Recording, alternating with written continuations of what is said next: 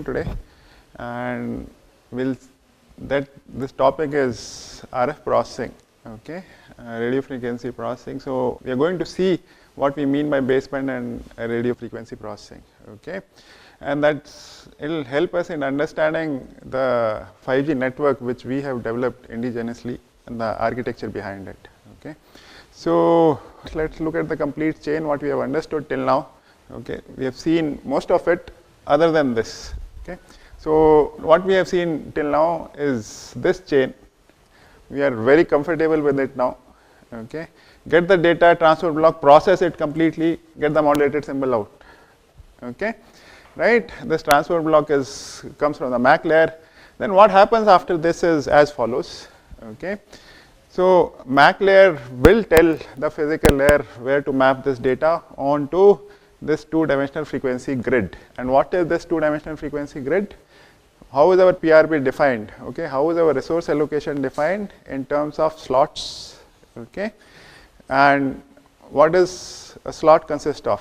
14 symbols in time domain, okay, and 275 PRBs in frequency domain for 100 megahertz bandwidth, right? Okay, so just for the sake of simplicity, I've shown only like 2 PRBs in the frequency domain, and these are guard carriers.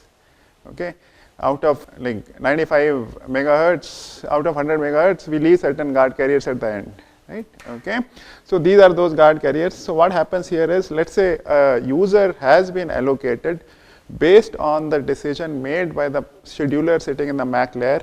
Okay, that this user has to be allocated one resource block over 14 symbols. I'm taking one example, okay, right, just to keep things simple. And so what will happen, this allocation will be made accordingly, right, and this data finally has to be mapped onto these PRBs, which is like one PRB across 14 symbols, okay, right, okay. So we have modulated symbols, it is all done. Okay, whatever modulation it is, okay, one symbol will have to be mapped onto one RE, okay, and that's how we have calculated our data, right? Okay, based on the number of REs we have exactly those many symbols.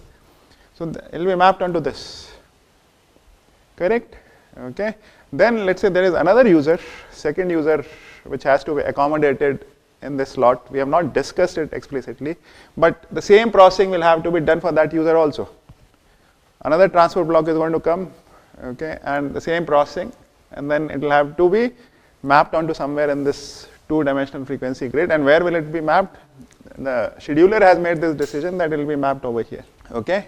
Second PRB, 14 symbols, okay, right. Similarly, you can keep doing that for other users. What will we have after this is basically a complete frequency time grid consisting of 14 symbols and 275 PRBs loaded with data. Correct. So what do you do after that? Okay, this is, what is this? This is one OFDM symbol. Take this. Okay, this is frequency domain symbol, and we have learned about OFDM. What do you do after that? Take IFFT, right? What do you get after that? Time domain symbols. Then add CP. All this is right. So this is what we have done. Taken few samples from the back and added at the front. Correct. So this is time domain symbol, and then this is passed onto this digital to analog converter, 2 of them. The reason being that is these are complex samples, okay, right, and complex time domain samples. So each one of them is fed to one DAC, okay. Then you have this analog signal, analog time domain signal. This complete processing is done in frequency domain. Now after this, you are sending a signal in time domain, okay. Now what follows after this is called the RF chain. We are going to discuss all that, but this is what is fed to the RF chain. I'll teach you in the second half of this class today, okay, and it's upconverted, okay, upconverted to a desired center frequency. We'll see that, okay, right. Let's say that has been done. So what will happen is this processing is actually called the baseband processing. Okay? The rest of the processing which follows after that is called the RF processing. Okay, RF upconversion on this side, because it's transmitter, you are taking a signal which is the baseband signal. And what do we mean by baseband? Baseband is basically centered around 0, a signal which is centered around 0. Okay, fine. So this is how the transmitter works. Okay, this is a baseband. I'll show you the RF also. Now at the receiver side, what's going to happen? Okay, this is RF signal centered at some center frequency. It's down converted. Fine. Okay, so what will happen? You'll again have these complex samples. Okay, right? Then it is fed to two ADCs, the analog signal. What will happen? Then you'll have this one time domain symbol. Okay, right? Then you remove the CP. This is again time domain. Take the FFT. Fine. Okay, so you'll get one symbol in frequency domain. Then you do the same thing because you are transmitting the data continuously. You do the same thing. Get this second symbol, third symbol, align them. 14th symbol. You have again time frequency grid. User should know the data, where data is located at the receiver. Receiver should know that. Okay, and that's what we will understand how this is done, how this information is actually transmitted to the user, and that's in some form. We have briefly we understand that the PDCCA chain will do that. Okay, physical downlink control channel that will pass on this information. Look at this. It immediately needs to know where its data is located. After that only it can do the rest of the processing. Right? That information needs to be passed on because the decision has been made by the scheduler at the base station. User doesn't know where its data is located. Okay, so I'm going to teach you all that, how that information is passed on. Okay, right? So then once it is known, it's very easy. Right? That it will be user will be able to read this data from here, from this grid, and then do the reverse processing, which we have understood. Okay, right? So again, this is the baseband because you have again brought down the signal from RF to the zero frequency. Okay, right? Now we'll see this RF processing. Okay, and you will see that this RF signal which we transmit is actually real, but the baseband signal is complex. Okay, so this is called the complex baseband equivalent of the RF signal. Okay, it will become clear why this is complex, but if you look at it from the transmitter perspective, it is very clear because the whole processing is being done in the complex domain. The symbols are complex here, right? This modulation is complex. Okay. So of course, this will also be complex. Okay, right? But a more clear picture from the RF perspective, I'm going to give it to you now. Okay, and how these RF devices are actually integrated with this will become clear. Okay, so what we are assuming here is that the transmitter we have this complex baseband signal I of t plus jq of t, right, which needs to be up converted. That's the first step. So I'm going to focus on that. Okay, once we have up converted, at the receiver what we'll have to do, we'll have to down convert this, then we'll come to the receiver part. I'll show you that you can get this again, this complex signal back at the receiver, but it will have noise. It will be a noisy signal. And we understand why they will do x plus n. Where does that noise come from? Okay, right, there's the thermal noise. So hopefully all this is getting connected, the picture is clear in our mind. Okay, so let's see that. Okay, so this is the objective. This is called the complex baseband signal. It's a complex waveform because it's a continuous signal. Okay, right, now why it is complex? If you look at its power spectral density, this is a random signal. Okay, so what will happen? Because it's complex, right? Okay, if it is a deterministic signal, if the signal is real, what will happen to the spectrum? It has to be even around 0, correct? Now our signal is complex, so what does that mean? If it is deterministic signal, it's spectrum will be uneven, right? Will be asymmetric around 0. That's a basic Fourier transform property, right? And in our case, it is, when it doesn't look like this exactly, but you look at this. Some PRBs have user 1 data, PRB sitting on this will have some other user data, right? And of course, it is not symmetric. That's precisely the reason it is complex. Okay, you can look at it from this perspective. Okay, the complex signal, so the spectrum is basically, or the power spectral density, if it is random, okay, will be complex. That's how I have drawn it, okay, to make it clear. Now we have to upconvert this baseband signal to a desired center frequency, omega naught, which is 2 pi f naught. Right? What is this f naught? A center frequency allocated to a particular operator. That's our objective. Okay? So till this point, everybody does the same processing. And if you go to the transmitter, everybody's processing will be same. Okay? After this, when you have to upconvert, Airtel will have a slightly different frequency. GO will have a slightly different frequency, ours will have a slightly different frequency. And why? Because they should not interfere with each other, correct? If all of us start talking at the same time, okay, we will interfere with each other, right? Because all of us are using the same frequency. Now I am talking, you are listening, right? So what happens? So, and a simple thing which we understand here is, if you multiply a time domain signal with e raised to power j omega naught t, signal gets shifted. You understand? Okay. Root 2 is basically to take care of certain normalization that we will see later. Okay. Gets shifted. That's what I have done. This is S of t, right? Okay. It's power spectral density. Or if it is deterministic, it's a Fourier transform spectrum. Okay. So this is how it gets shifted. That's all. Fine. This signal is again complex, again asymmetric around the origin. You don't see its replica here. Correct? Okay. So this signal is also RF signal, but it is complex. Okay. And typically we transmit only real RF signals. Okay. Your signal which you transmit, okay, is real on air. So you take the real part of that. R is real. Taking only the real part of this complex signal. Fine. Okay. That's what I am doing. So what will happen here? Because you have taken the real part, this has to be symmetric around origin, so the copy comes up. When you take only the real part of this, right? It is symmetric around origin. This is a mirror image. Okay, that's what happens, right? Okay. Now let's expand this. S of t into e raised to power j omega naught t. Okay, this is called the passband or RF upconverted signal. This is how your power spectral density should look like, right? And this is the upconverted signal, and where it is centered around f0. Now how does this, if you look at this signal, how does this look in the time domain? Because that's what you want to upconvert. You have a time domain signal I of t plus jq of t. Let's see how that happens. Okay. So I am denoting this is S O of t and real of S1 of t. That's what it is. Okay. So let's expand it. What is S of t? Baseband signal. Correct. Okay. Right.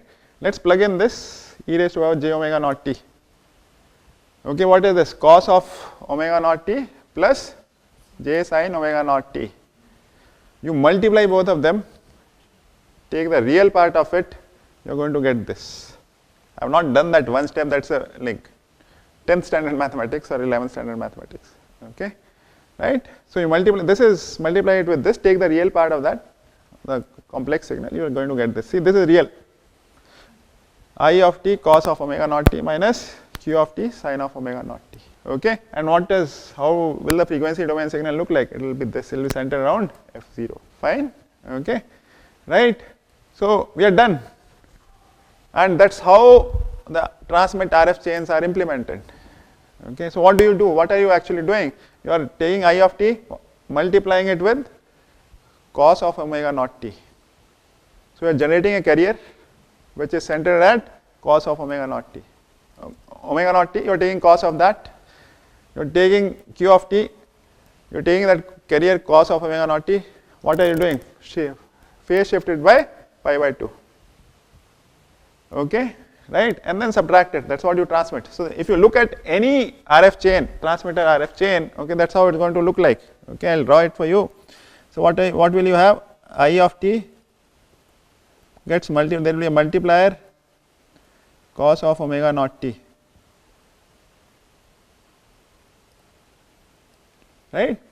Then what are you taking? Q of t. What is this? You phase shifted by multiply it. What will you get? Sin of q of t omega naught t. Then you will have this will be your, that's how it is implemented. That is your RF transmitter IC, that's all. Okay, right? So this is typically what is happening. Okay, but there are other components also that you have to boost the signal to a desired power. So there is actually a power amplifier also. I am not going to go into the details of that. Okay, but there is these components also. Okay, right? So this is transmitter portion. Now this is what you are going to radiate. And what is this? This is a real signal. And the receiver, what do I need? I need I of t plus j q of t so that I can do rest of the processing. I have to recover that. That's what my receiver should do. Correct? Okay, once I do that, I have the complex signal, I am done, because the rest of the receiver chain will work accordingly. Fine, let us look at that. Okay, so receive signal, this is our model, this is what you transmitted, and this is noise, additive white Gaussian noise. Okay, that is how we are modeling it. Is this clear what we have done from here? I have just substituted this here. This is what we transmitted, plus NW of t. And this NW of t is white noise. Okay, it has same power spectral density for all the frequencies. Fine, it exists for the frequencies in the band even which you are not transmitting, which is not relevant to you. Where are you centered? You are centered at f0, and f0 plus w and f0 minus w, okay, or w by 2 if w is your bandwidth, right? Okay, but the noise is wide band. Okay, correct? So you can actually filter off the noise which is located outside your band, so that it doesn't corrupt, it doesn't affect you.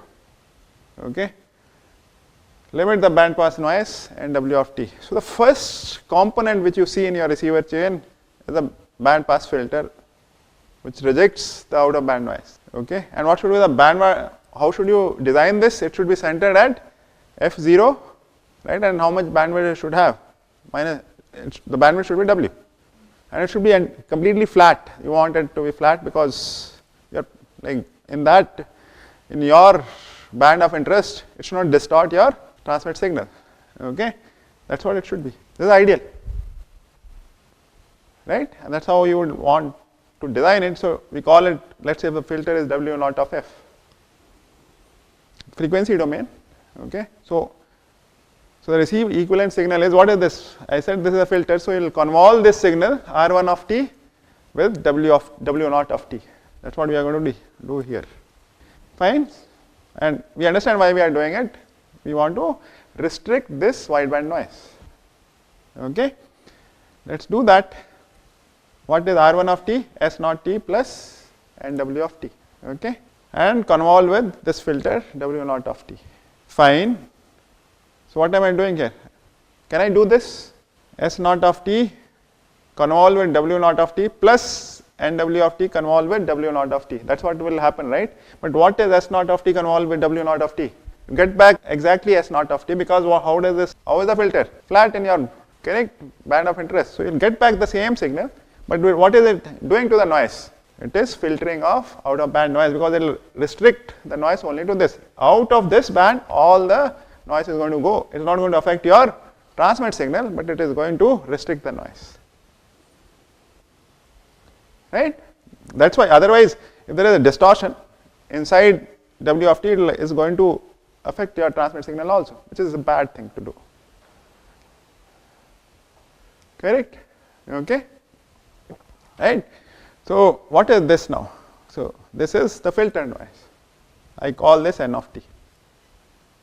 So whatever we write, okay, is basically the filter noise, because you assume that this part of the processing has already been done. Okay, right? So let's do that. Now from this, what is my job now? This is noise, okay, this is your desired signal, but what are we interested in? We are interested in recovering in phase signal and quadrature signal, I of t and Q of t. How are you going to do that? Okay, so let's first demodulate in phase signal. So I am calling this as RC of t. I will recover it from R of t. Okay, this is my received filtered signal. What am I doing? I am multiplying it with root 2 cos of omega naught t. Okay, and I have put this around. This is low pass filter. This square bracket is representing low pass filter. Why is it needed? We will immediately see that. Okay, so let's do this operation. We know what exactly R of t is. What is this? This plus noise, right? This is a filter noise. Nothing happened to the transmit signal. Correct? Okay. Plus cos of omega naught t. That's what is happening at the receiver. And low pass filter. Let's multiply this.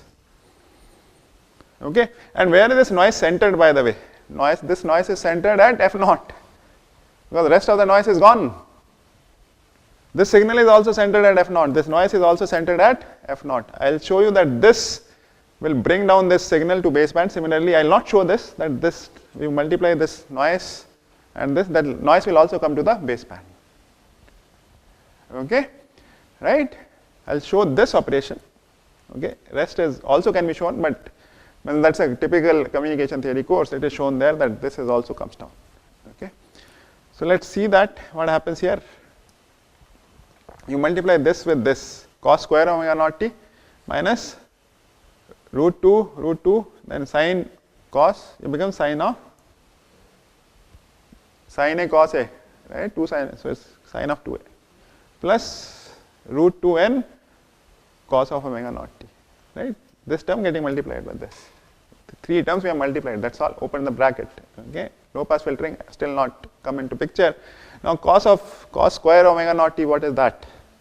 You open it. The 2, that's why this 2 is there. 1 plus cos of 2 omega naught 2 by 2. 2 gets cancelled, okay. Right? What happens now? You look at this, why this low pass filtering is required. What are you interested in? You are interested in I of t. They are double frequency terms. This also, as I said, okay, this when you bring it down, okay, this term will also come to the baseband. Okay, correct? So what do you have now? I am calling this, the noise which was also down converted, I am calling this as NC of t. Okay, this is your first arm of your receiver. Similarly, what will you do? You have to recover Q of t. Now you know, if instead of multiply by cos, you multiply it by sine, you should be able to recover that, right? Okay, so that's what it is. So instead of, because there is sine, minus sign also, I'll multiply it by minus of it. Okay, let's do that. So minus comes from here, right? Okay, that's what I'm doing here. Substitute it over here. What do you get? This is what you are going to get. Minus, forget it. R of t. So I of t cos sine. You'll get the cos 2 term minus. What are you going to get? Sine square. Fine. So should it be sine over here? Because what are we doing? R of t cos into sine, so sine of 2, it should be sine of, okay, and then minus, what happens here, Q of t sine square omega naught t, okay, again sine square omega naught t, because you know what it is, it will be basically, this minus will get cancelled with this, what will you have, 1 minus cos of 2 omega naught t, that, so those double frequency terms will get cancelled, and you will be left with Q of t plus ns of t. Then if you are sine square omega naught t, 1 minus double frequency term, they will get removed by the low pass filter. Minus minus becomes plus, and then what you are left with, ns of t. Okay, down converted noise plus this. So what do you have? What is your receive signal? Your receive signal, I call it R tilde of t, which is basically RC of t plus J RS of t. What is RC of t? This is RC of t, and this is RS of t. I call this as R tilde of t. This is a typical notation which is used in communication theory books. This is called complex, demodulated complex baseband receive signal. And where have you recovered it from? You have recovered it from the real RF signal. Okay? So this is how it looks like. And this is, okay, so this is coming together. Forget this, but what are we working with? S of t plus N tilde of t. That's what is our complex baseband model. Correct? Once I give you this, you know how to run the rest of the receiver chain. Okay, and this is typically your receive IC. What is this? Let's look at the complete schematic of it. What is happening here? You have R1 of t. That was your transmit signal plus wideband noise. What did we do? Omega naught. This is your band pass filter. Okay, the noise suppression filter, which will remove out of the band noise. Okay, you get R of t. What are you doing here? You are generating a carrier which is centered at omega naught of t. You call it cos omega naught t. Right? On one arm you multiply it with this, another arm you phase shift it by 90 degree, okay, and then multiply. Do the low pass filtering, add them, R tilde of t, S of t plus N tilde of t, this is what it is. Right, okay, fine. So I have shown you this, it is, right. Now people do it day in and day out, okay. This architecture is called homodyne transmitter and receiver architecture. Why it's called homodyne?